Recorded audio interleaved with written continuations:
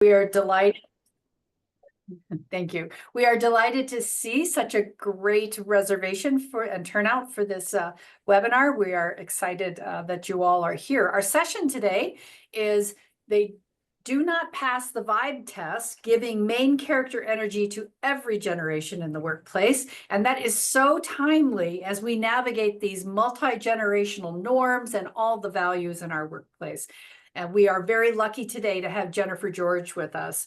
Dr. George is a teaching associate professor in family and social service. She is a first-generation student who completed her bachelor's degree in health education at Penn State, a master's degree in community services administration at Alfred University, and her doctorate in education from the University of Rochester, New York. Before entering higher ed, she worked as a community health educator and a middle school health teacher, which was probably quite enlightening, I would imagine. Today, she focuses on understanding the intergenerational dynamics and interactions in families, closed relationships, and is excited to extend this to workplaces and professional relationships. Thank you so much for joining us today, Dr. George, and without further ado, I will hand it over to you. Thank you so much. Thank you for the introduction and spending your presumably lunchtime with me. Today, we're going to talk about a few things. First of all, we're going to start with, if I can, where's my mouse? Okay, there she is. We're first going to start with contextualizing generations and just talking about how generations are defined, some of the limits around talking about generations. We'll next explore intergenerational and generational perspectives and give you all some time to check in about where you fall in generations and maybe do a little bit of reminiscing. We'll talk about communication strategies and workplace preferences across generations, along with some suggestions or recommendations that we can all use in terms of thinking about connecting with people who are younger and older, who have different life experiences and work experiences from our own. And then I'll leave a little bit of time for conclusion and questions. So let's quickly talk about generations. So generations are generally considered a group of people who have experiences around sharing the same time and place. Generation can vary based on where we grow up. So if we have, a rural upbringing versus an urban upbringing, that can change our generational perspective a little bit, along with education and socioeconomic status, who our parents are. So some of us as Gen X are raised by baby boomers. Some of us were raised by the silent generation. But generally, we think about the usefulness of generations as having some collective traits or characteristics and values that hang together. So we might think about shopping, communication, work ethics, understanding of, just family life. In family science, we think a lot about generations in terms of marriage rates and fertility rates and higher education and access to just other social institutions. An important point is that generational cutoffs are not agreed upon. So throughout this presentation, I've used the generational cutoffs that are associated with the reference that I pulled the information from. So you might see some different cutoffs, particularly around millennials. Some say that the millennial generation starts in 1977, some say 1980, some say 1981. So there is an agreement on hard and fast rules for cutoffs of generations. Jennifer? Yes. I'm going to hop in here. Okay. Do you want to share the slides or would you like me? Am I not sharing? I don't see them. Okay, hang on. Sorry, I was rolling. Am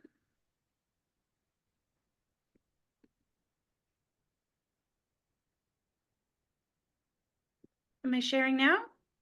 You are.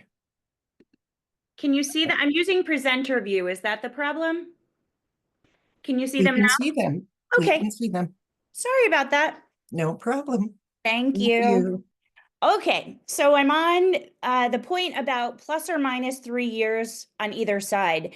So much like horoscopes, if you happen to believe in horoscopes, the same is true for generations. So if you're on the cusp of one generation on either tail of the age range, you may identify more with one generation than the other. And so again, they're just guidelines. They're not absolutes. They're simply predictive clues for groups of people. When we start talking about large patterns like generations or generalizations, we will all have anecdotes that sometimes fit and sometimes don't fit. So generational data come from large pools and large populations, and some of this might resonate with you and some of it might not. You might find yourself identifying with other generations, and that's okay too, because we're gonna talk about the importance of family and the way that intergenerational relationships help define and shape who we are. When we look at generations defined currently in the workplace, we potentially have 5 generations in the workplace. And they include 5 along with the silent generation, which is not shown, or what we call the traditionalists, which are not shown in this particular slide. This one includes Gen Alpha, which is the generation that is coming after Generation Z. So we start on this chart with baby boomers and really think about some of the impactful social and political and geo-historical kinds of events that shaped who we are. In future slides, I'm going to ask you to think about the major events that helped shape your generation. And so hopefully the other panelists and moderators can help me kind of call those out. But when we look at how we overlap, right, the previous generation parents the next generation. So generally speaking, baby boomers have parented Gen X have parented millennials, Gen Z, etc. Again, some overlap. Some baby boomers are parenting millennials, some Gen X are parenting Gen Z. So it gets a little bit messy, but generally speaking, we're thinking about potentially 5 generations in the workplace, 6 generations currently living, if we include the silent generation and Gen Alpha. So we know that there are 3 big kind of buckets that shape generations: parenting practices, the economy, and technology. All of these are important when we think about how we'll start with parenting. So as a generation, the silent generation, which experienced the Great Depression and World War II, the silent generation were what we consider to be authoritarian parenting. They expected norms around obedience and loyalty and following directions. So there wasn't a lot of what's the word I'm looking for? There wasn't a lot of collaboration or bargaining that happened between parents and children. With baby boomers, we saw them move towards more authoritative parenting. So authoritative parenting tends to be a little bit warmer with some more control. But generally speaking, we think about authoritative parenting as the kind of most healthy for child outcomes. Baby boomers moved to more of a helicopter parenting style. And a helicopter parenting style is hovering, so not allowing for a lot of space and autonomy. Gen X parents were kind of known for making decisions and not allowing a lot of autonomy. And millennial and Gen Z parents were seeing gentle parenting. So if you've heard the phrase gentle parenting or the approach of gentle parenting, that really emphasizes connection, communication, and respect to maintain the relationship and closeness between parent and children. So if you can imagine how we went from the silent generation of do as I say, without kind of negotiation or talk back, to gentle parenting, we've seen a wide range of parenting styles and intergenerational relationships in the home, which has then transferred to other institutions like schools and workplaces. The economy becomes important in thinking about generational wealth and the ways that generations can achieve. So home buying, student access to higher education, student loans, we know that those are big conversations, but opportunities and overall financial well-being are part of how the economy shapes generations. And finally, technology. And I think all of us here today wouldn't be surprised to think about how technology drives differences and change between generations. And when we talk about technology, we're not only talking about social media or software, we're also thinking about the gadgets that we use. So moving from typewriters to word processors to computers to smartphones, along with technology that allows us to make decisions around family planning. So things like birth control, in the ways that we are able to have more timing over family decisions and how we enter the institution of families and parenting. So I want to take you through some scenarios and just have you think about, what generation is this? So when we read through generation 1, Jordan is 17, just started their senior year of high school. They spent part of their high school years in virtual classes during the pandemic, which made them appreciate in-person friendships even more. Their phone is basically an extension of their body. Snapchat, TikTok, and Be Real are all where the action is. They care about mental health, climate change, and social justice, and aren't afraid to speak up about it. They dream of going into tech or media, but know AI and automation are changing everything fast. They wonder if traditional college is worth it or if online learning is the future. What generation is this indicative of as an overall snap?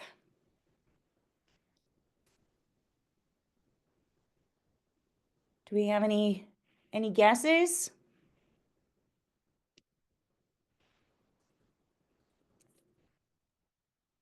Alpha, It could be. we're seeing Gen Z in Yep. May. Yep. So Gen Z was really shaped by TikTok. Gen Alpha will be shaped by TikTok a little bit too. Be Real is an app that I just heard about last year when there was talk of the TikTok ban, that Be Real was going to be really important. And Be Real is interesting because it asks you, or asks the user, to take snaps of where they are at specific points in time. So sometimes we would see students taking phones out of their backpacks or taking pictures of us, and it was because Be Real was encouraging them to be active on the app, which is kind of fascinating. So any of the Gen Zs, this is Gen Z, any of the Gen Zers in the group, what are some of the unique sayings or phrases that come from Gen Z?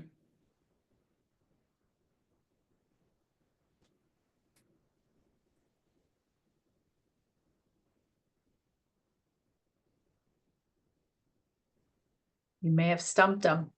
I hope we have some No Gen cap, bruh, sus, Z. Yes.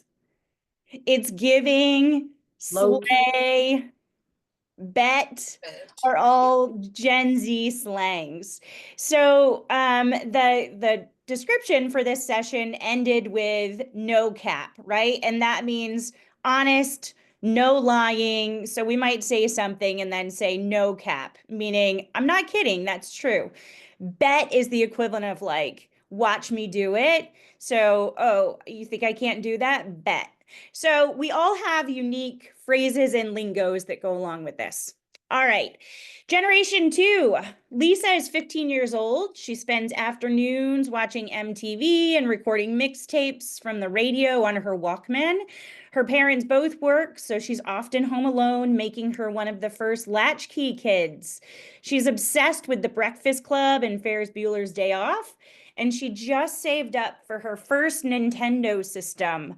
At school, she passes notes in class and doodles on her Trapper Keeper. The Berlin Wall is still standing, but there's a sense that the world is changing. She wonders what's next. So which generation is this? Okay, blew up. It's X. They It all, is X. So what, I am also Generation X. What are some of the common phrases or slang that we use as Gen X? That maybe we don't use anymore, but we certainly did in our developmental years. I I'm feel s- seen. Awesome sauce. Some sauce. Dude, Yes. totally gag me with a spoon. Yes. Take a chill pill, talk to the hand. No duh, which I feel like if I never heard again, I would be okay. But we had some good ones too, right? So Gen X, you notice the latchkey kids, even though we know that baby boomers were a little more authoritative parenting compared to silent, this was really the generation that started to, I think Gen X uses the word feral a lot. So starting to see less kind of parental interaction and feeling a little bit of in between. All right, the next generation. Kevin is 16 and spends most of his time texting on his Motorola Razr and updating his MySpace profile with the perfect song. He just got an iPod Nano and he listens to Fall Out Boy and Panic at the Disco nonstop. At school, his teachers talk about the Iraq War and climate change. He remembers 9/11 and how different things felt afterward. He stays up late watching YouTube videos and thinks it's cool that people can become famous online. Everyone says college is the next step, but tuition is expensive and people are starting to talk about a financial crisis. So, which generation is this? Millennial is the answer coming through. Millennial is the correct answer. Millennials are the first generation in American history in which the majority of 25 to 39-year-olds are not married. So by the time baby boomer generations were between the same age group, 25 to 39, 68% of baby boomers were married. Now, with millennials, it's about 41% who are married. The majority are not married between 25 and 39. They're stymied by the high cost of student loans, the feeling that buying a home is out of reach, and the cost of childcare. By the time they are able to afford or decide to have children, they may be experiencing fertility issues, which impact the workplace and the ways that they might seek jobs and benefits and social support from work and home and other institutions. So, millennials, what are some of your common phrases? We have LOL, Yeah. Yes. whatever, Uh-huh. BRB, Yep. that's A lot of chat cray, talk. that's Cray. cray, Yes.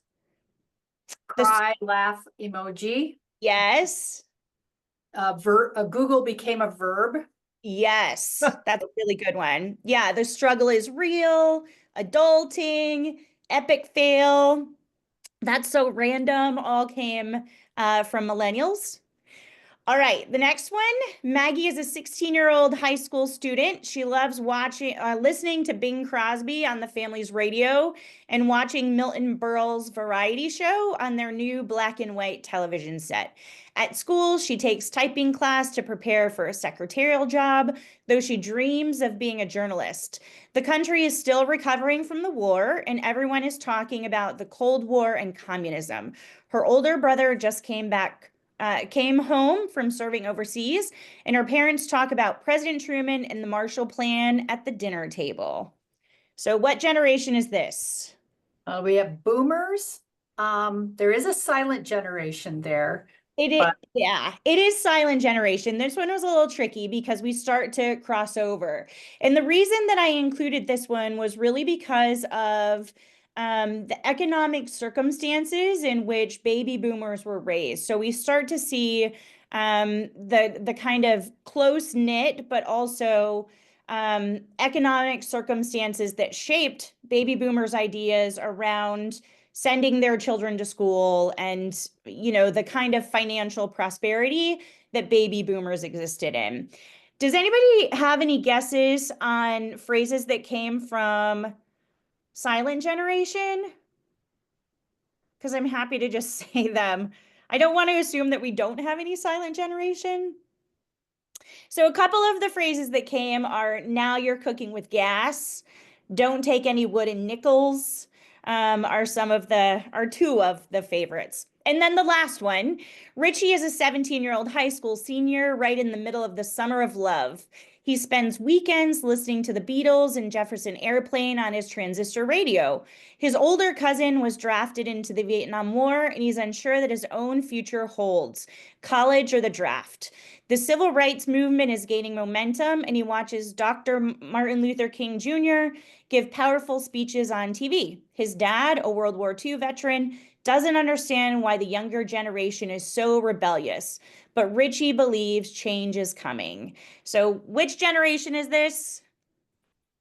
We have boomer in the answers. Yes, so this is the baby boomer generation. Any words on phrases? Let's see. We have pot or grass, not weed. Man, not dude. Yes. Groovy, cool man, bummer, Yes. peace. This Ain't My First Rodeo is one of my favorites. Burning the midnight, pull yourself up by the bootstraps is when we really start to hear that phrase kind of come into play. And one of the interesting things about boomers is that the average age of marriage for baby boomer generation was 22. It would have been a little bit older for men, a little bit younger for women. And the average age of the first child was between 22 to 24 years old, depending on, again, averages for men and women. So that 22 to 24 years old for baby boomers is up to 33 years old for Gen Z men and around 30 for millennial women and men. So we're thinking about how we've gone from almost 10 years from baby boomer generation to millennials and Gen Z and starting families. So when we think about those changes, not only in the family, but in the workplace, that changes the responsibilities that we might have had at different points in our career. So early in our career, we may have stayed home with children and then started a career. Now we're seeing interruption to the career and the ways that particularly mothers still come in and out of the workforce as they navigate having children. So let's talk about generations in the workplace a little bit. We're going to first explore the US workforce by generation. So as of 2024, millennials were the largest group in the United States workforce at about 36%, followed by Gen X at 31%, Gen Z at 18%, and baby boomers at 15%. We still have about 1% of silent generation in the workforce. However, in a future slide, I'll share with you that it was projected in 2024 that Gen Z would soon, well, they did, right? 18 versus 15%. So 2024 was the year that Gen Z became a larger part of the workforce than the baby boomer generation. So we're seeing that shift, and that's important because we'll come back to talk about the way that Gen Z is really the influencing generation in current workplaces. So within 10 years, 80% of the workforce will be millennials, Gen Z, and Gen Alpha, as baby boomers and Generation X start to move out of the workplace. So you can see the trends there just in terms of how we are shifting. When we think about financial success, this was really startling to me. When we look at how this was a survey that was done between 2,200 Americans in September of 2024, asking about how we define financial success. So from that sample, the average salary considered to be successful was $270,000.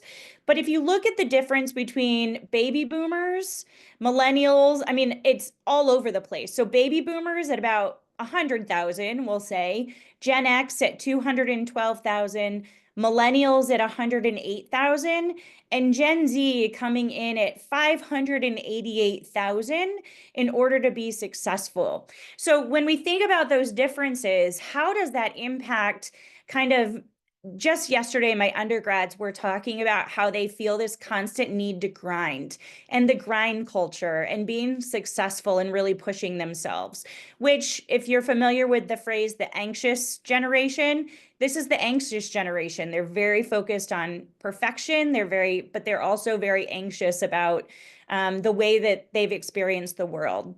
In overall net worth, we see a big difference too. So baby boomers believe that about 1 million is important to have as a net worth.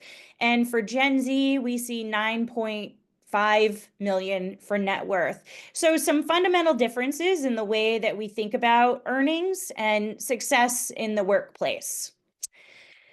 When we start considering communication in the workplace, it's really complex. We are seeing an ever increasingly diverse workforce around education, around life experience, socioeconomic status, as we see kind of the middle class shrinking a little bit, and decisions around how we pursue higher education or if we pursue higher education.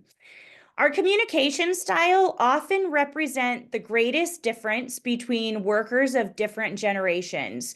So in the following slides, we'll look at preferences of how generations have indicated that they prefer to communicate and the ways that they prefer to communicate. So probably not surprisingly, the recommendations are around how do we find that connection and communication and build relationships.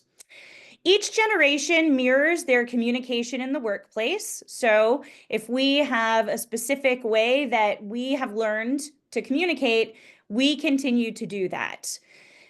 This is an important point. Communication is often contextualized for the sharer's generation rather than the receiver. And I was thinking about this morning when I was brushing my teeth, and how when I started teaching in undergraduate classrooms, I was largely teaching millennials, and I could give them a typed written assignment, and I never needed to review it with them. Today, the expectation is that we take class time, we review an assignment, we go through it. It is very intentional, step by step. So the way that I communicate with my students today is very different than I did several years ago when we had largely millennials in the classroom. And understanding differences in communication patterns, preferences, and tools is important in building a sense of cohesion in relationships. So in family systems, we often talk about the emotional climate of families as being the most important. That if we feel like we are having authentic relationships, that we feel like we matter in the workplace, that our contributions are important and are seen as important, we're more likely to engage in ways that feel authentic and trustworthy, and interactional rather than transactional.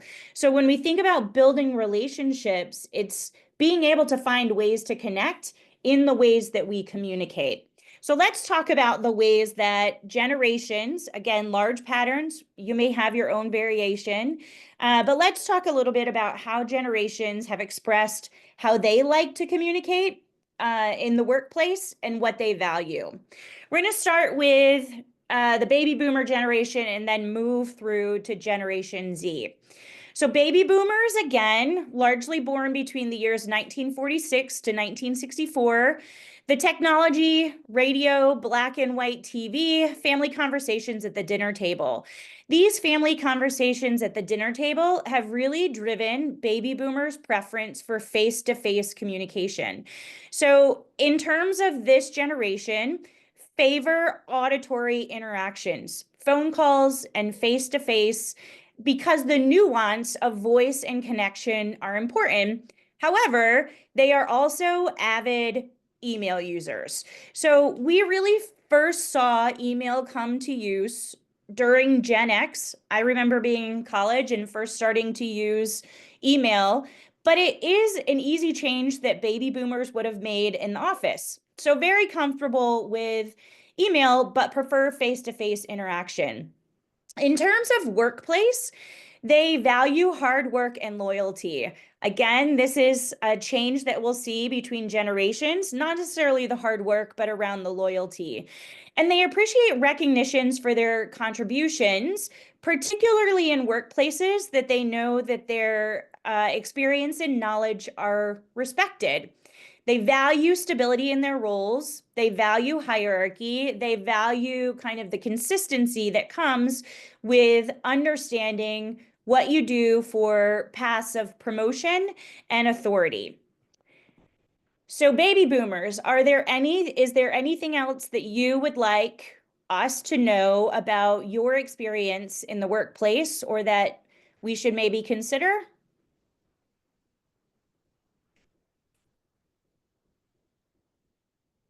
While people are coming up with that, could we check in on a couple questions that have come up? Sure. Okay, there was a question about whether Gen X was ever a majority. No. Gen X fell between millennials and baby boomers, which were two large generations. So the generation we fell in the middle. So generation baby boomers are staying in the workforce longer, and so we haven't seen a shift in terms of Gen X leading in workforce participation over baby boomers. Comment on the question you just asked is value independent action. For us, free range later boomers is what the Yeah. comment is. Yeah, that would make sense given the social context in which baby boomers grew up, right? There was the civil rights movement and having some autonomy to feel a little bit more freedom from generations of authoritarian parenting potentially. So that makes sense. That's a nice overlap. Thank you for that contribution. There's another one that says there's a lot let sexism be expected now. That's not, I think that's a mistype. Maybe there's a lot less sexism. Less sexism to be expected now. Okay, yep, that makes Yeah, sense. that makes sense. Mm-hmm. The roles that baby boomers potentially played and the way that we see gender shift socially from the baby boomer generation, not only in the workplace, but also in families, as we think about millennials really valuing gender equity, at least in the home. So yeah, and then, we're seeing a kind of the pendulum swing back with Gen Z. We'll talk a little bit with Gen Z when we get there. Can I move? One more. The dress, for example, it has become a lot less formal. I worked before casual Friday means that jeans would never have been okay. Yes. So the dress code, the etiquette within offices has very, very much changed. If you've seen the show, and this is an overgeneralization, but Mad Men, if you think about the cultural norms that were in Mad Men, and the sexism and the behavior, right? We also don't smoke in offices anymore, which is kind of lovely. But yeah, the culture has changed a lot around the formality of work and what that has looked like. Okay, let's talk about Gen X. So Gen X grew up with color TV and magazines and early video games. So not quite where millennials and Gen Z are, but we were the first to experience digital tech in our youth, and we were early adopters of email. So that email remains our preferred communication, but keep it brief, please. So we prefer visual communication, things like graphs and diagrams in email, having it in writing. And we appreciate clear, concise presentations and documents. We want to be able to grasp things quickly.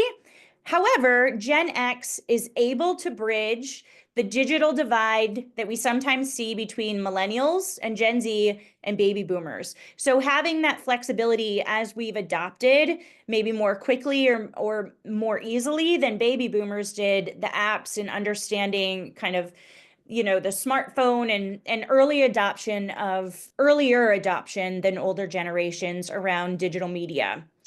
Gen X again, based on our kind of social situation and parenting, value independence and autonomy. We like to have a hands-off management style, not fans of micromanagers. We tend to be adaptable, resourceful, and value efficiency, hence the short emails and make it brief. And we seek flexibility in our work arrangements. We started to value work-life balance after kind of being latchkey kids and having parents away from the home, as our parents started to see that rise of dual income households. So Gen X, anything else that you would like to share about the workplace?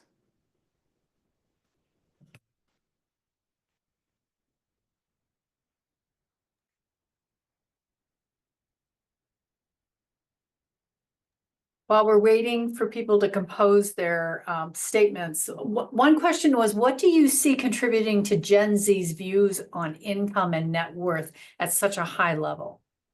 They lived in the shadows of the inconsistencies of the 2008 financial crisis, along with COVID-19. So their perspectives on income are high in order to feel that stability. But we've also seen a rise in, again, what they called the grind culture, and having a higher number of entrepreneurs. So Gen Z, I mean, we don't want to say there's a ton of influencers, but the ability to make and monetize social media has been a big influence in terms of thinking about that grind and what that looks like. So it's the short answer is growing up in the aftermath of the 2008 financial crisis, and I think probably hearing and thinking about student loan debt, housing prices, and watching that all come down as COVID happened. Comments on Gen X. We work hard and don't need awards. Mm-hmm. We were the first post-Watergate generation. We grew up without trust in institutions. Yes. Never counted on achieving the level of prosperity of our parents. True. Sandwiched between boomers and millennials. Little opportunity for advancement or leadership until very recently. Salaries are compressed. Yeah. Believe that you control your own destiny and shouldn't expect someone else to hold your hand. Be an adult, own it. So Tendency to be cynical. mm-hmm. Women Gen Xers told to have it all with the career and still being the primary caregiver at home. Yes. Gen X has less work-life boundaries than subsequent generations. Mm-hmm. Expects everyone to do their job without hand-holding. Don't expect to be treated special, and not expecting Social Security will be available for us. Gosh. Yeah, those are heavy. So I think many of those speak to the consequences of being sandwiched in between two large generations that have been so impactful in the way that they have shaped workforce trends, along with higher education, and just, where we fall in terms of being between two big generations. All right, millennials. Millennials were the first to grow up in a digitally connected world, and they preferred text and instant messaging. So quick collaborative exchanges are their preferred method, and the majority, i.e. 63% of millennials, don't answer phone calls because it's time consuming. They tend to avoid face-to-face interaction and prefer messaging software. Again, these are generalities, right? This is not every millennial. They have a strong emphasis on coaching and feedback. So think back to the comments that we just had in Gen X, where we said, basically, let us be. We don't need the praise. We don't necessarily need the coaching. And millennials thrive in environments that offer continual training and opportunities to learn. They value that regular guidance, and they view career as a journey of growth and development. So when we view something as a journey of growth and development, we are going to continually seek opportunities that feel like we can grow in them. So where the baby boomers had high levels of loyalty, millennials are seeking fulfillment and the opportunity to grow personally and professionally in their career path. They want to be larger than something, they want to be a part of something that's bigger than themselves. So thoughts about millennials?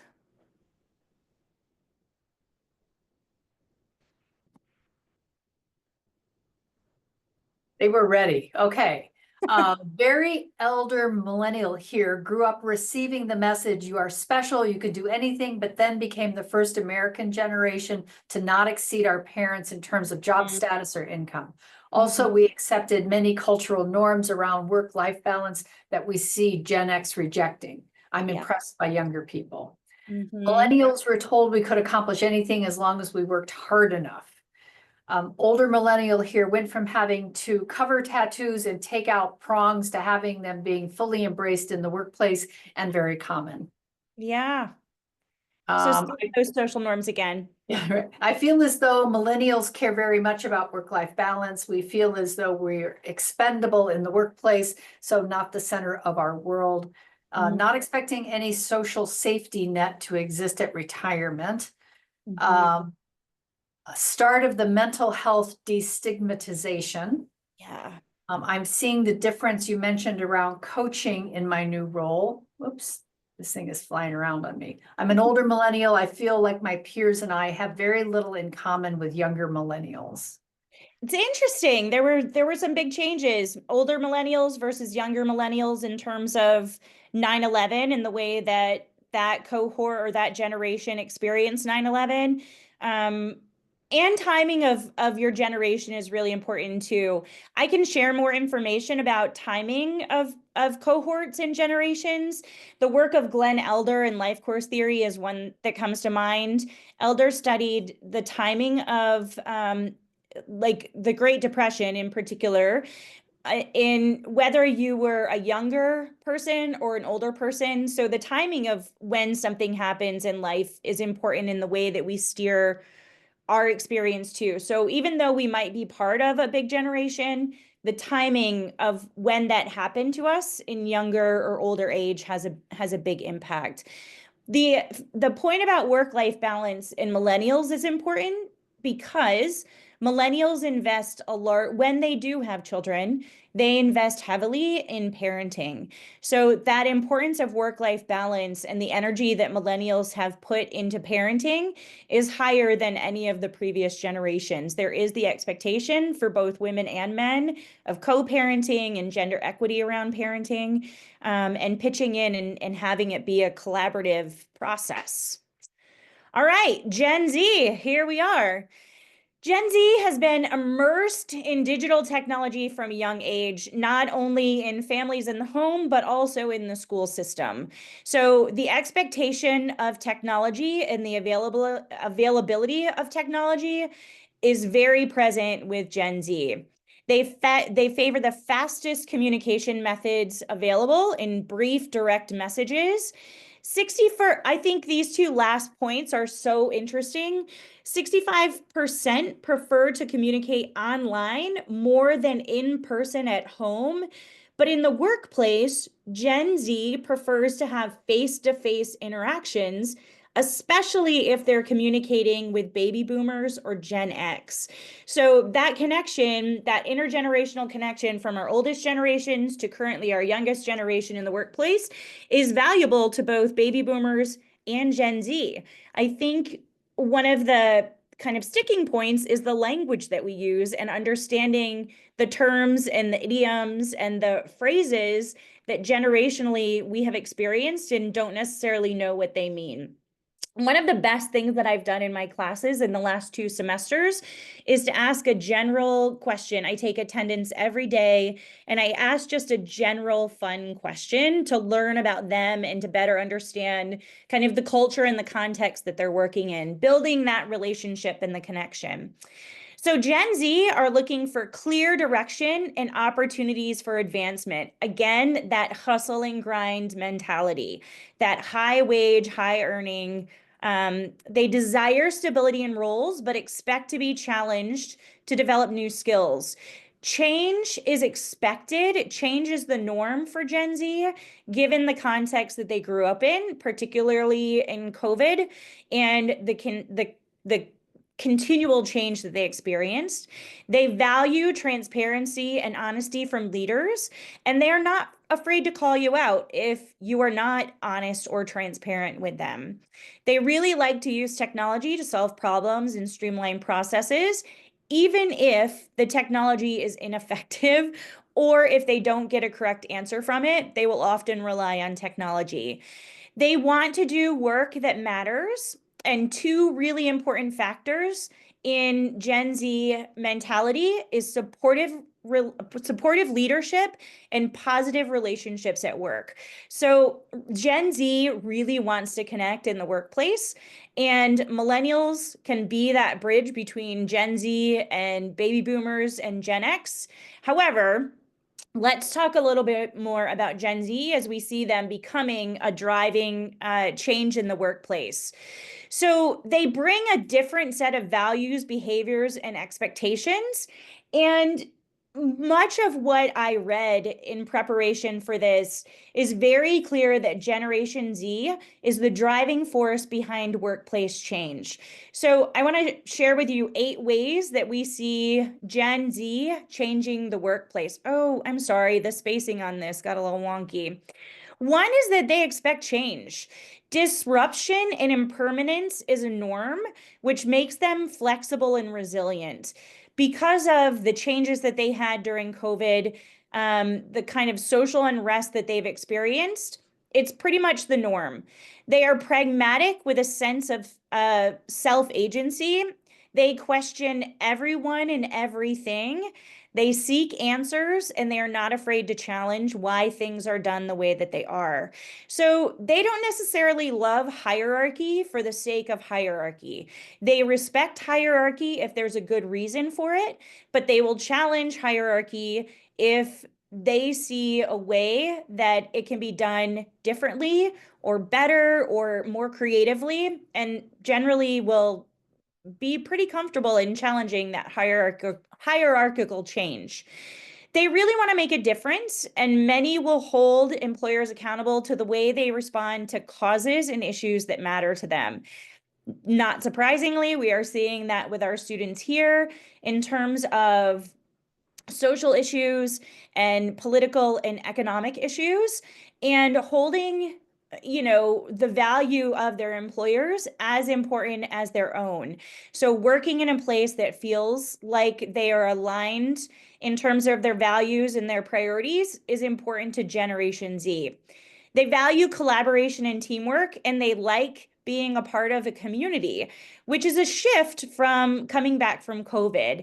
The change from COVID to in-person classes was really challenging, but they like communities, and once you get them working collaboratively, they're very happy to do so. So if you think about the mass, right, like the mass of Swifties, the BTS army, the Bayhive, they like to work in communities. Number 5, they want a leader who guides by consensus rather than hierarchy. I feel like we've talked about that one a little bit, but they want to work intergenerationally, and they want experience working with people who have different experience, different leadership levels and different work experience levels. They really care about mental health and work-life balance. When we think about this generation, the book The Anxious Generation was written about Gen Z and the experiences that we see in the rise of anxiety among young people. They've grown up seeing the blurring of work and home boundaries with flexibility, again, largely around COVID and the aftermath of COVID. They don't necessarily have the same loyalty as previous generations. So baby boomers, my grandparents included, worked for the same place their entire life. And that's not necessarily true for younger generations. They seek trust and authenticity, and they value mutually respectful communication. So through that mutually respectful communication, there's also the expectation of openness and authenticity, and truth. So Gen Z, is there anything that we would like to share about Gen Z? There's a comment that my colleagues and I have noticed a lot of workplace tension between Gen Z and prior generation. Any advice on how to navigate these tensions? Carefully. They are a generation that feels, I think they are a generation who have a lot of pressure on their shoulders and feel a lot of pressure to show that they are competent. At the same time, I think, at least from what I experienced in the classroom, they are underprepared, but sometimes overconfident. And I think when I realized that they're underprepared, I have this on a future slide too, but I put the relationship first and figure out, if I can, how to build that relationship, and then start thinking about how I can instill some skills or model some skills and build some skills. But I think if we can consider that they have pretty high belief in their abilities, but have been underprepared through systems that aren't necessarily their fault, right? So the way that they experience school, or the way that they experienced expectations around COVID, due dates right now seem to be super flexible / non-existent. We see more expectations for accommodations, and that life comes first. And I can see where those behaviors or values or beliefs of Gen Z can really cause some tension between generations who value being on time and having the work-life balance, but being kind of responsible and accountable to it. So I think just recognizing the inherent differences in life experiences and try to build connections in whatever way that you can around who they are as a person, who you are as a person, and then grow from there. I hope that that doesn't sound too idealistic, but the recommendations and strategies that are coming up are really around keeping the idea that even though we're a workplace, we are a collection of individuals with different experiences and different opportunities and different family circumstances and lived experiences that we all bring into the workplace. And that makes it really complicated. You have a couple attendees who are highlighting some things that you said when you appreciate that Gen Z is good at setting boundaries, and that's maybe something that other generations could pay attention to. Yes.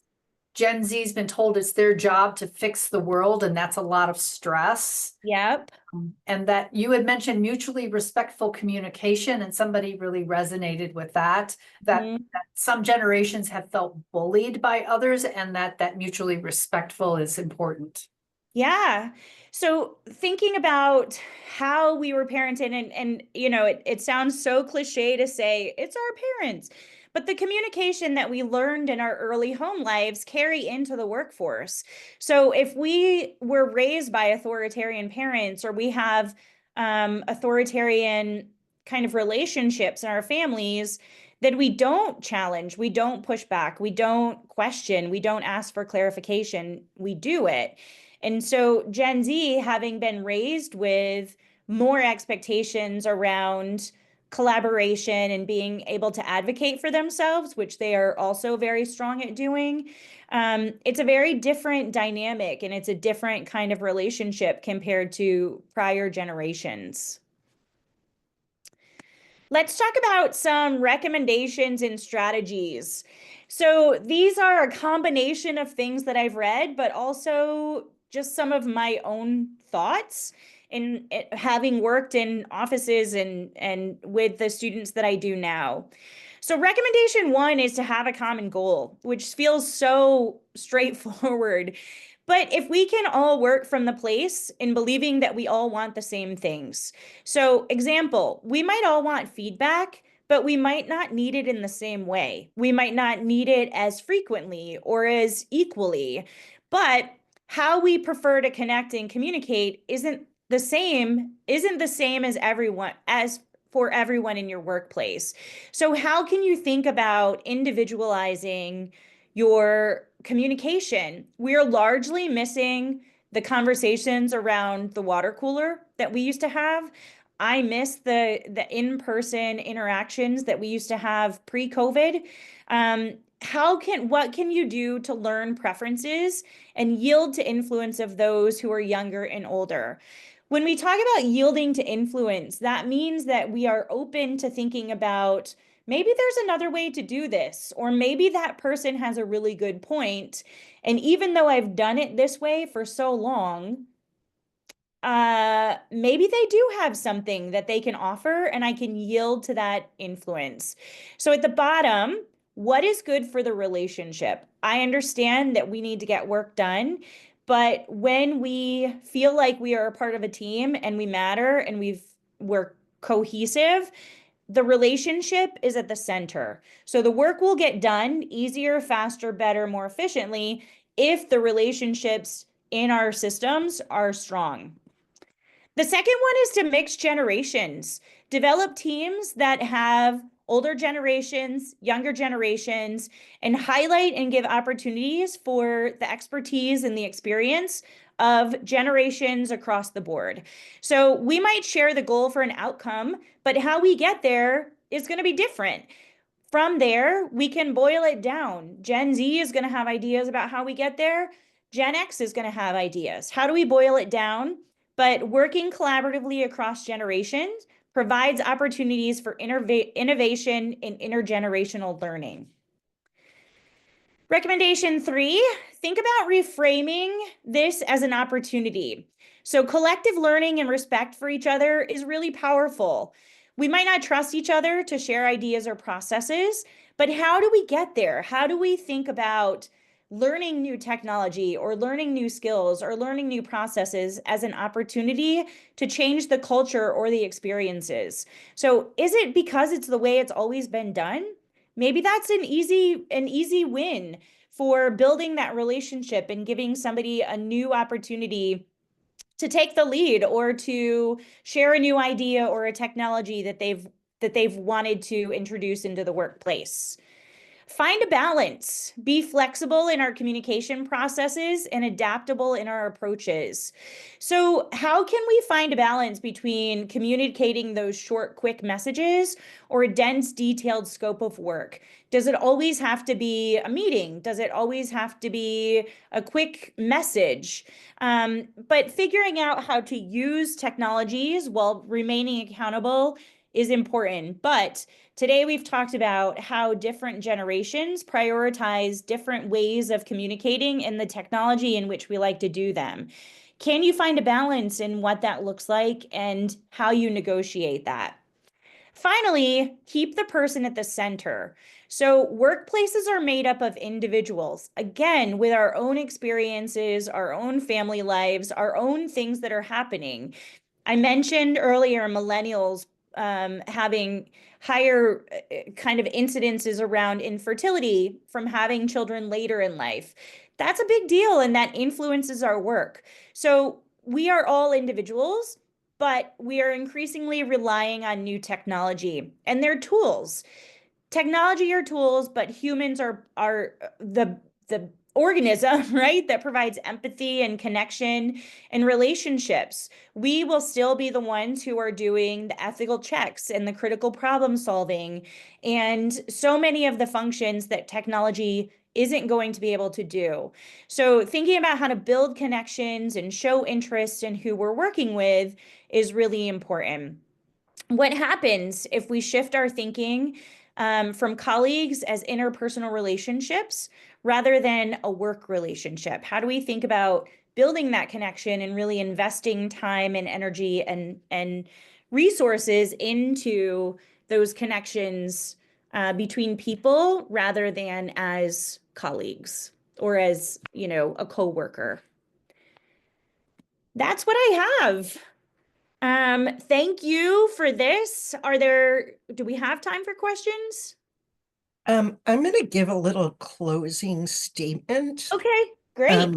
And then we have some questions in a Google Doc that we can give you access to, Jennifer, and we Great. will send that Q&A out with the recording.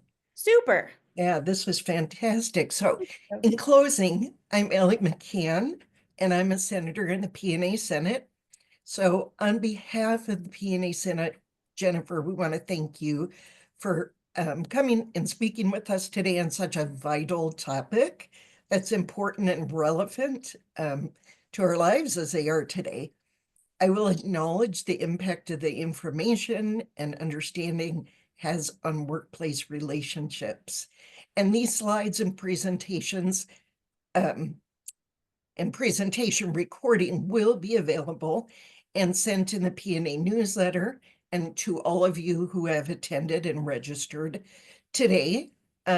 This was both interesting and informative, and we really appreciate you sharing both your time and your knowledge with us today. So thank you again. Also, please consider participating in a subcommittee in the P&A Senate or consider running for the Senate. Every voice matters. And if you're interested in learning more about Senate governance, please go online to the University Senate website at www.usenate.umn.edu. We very much value your feedback and participation at our events, and we ask that you please fill out our post-evaluation. You will receive that via email. So thank you to everyone and enjoy the rest of your day. Thank you.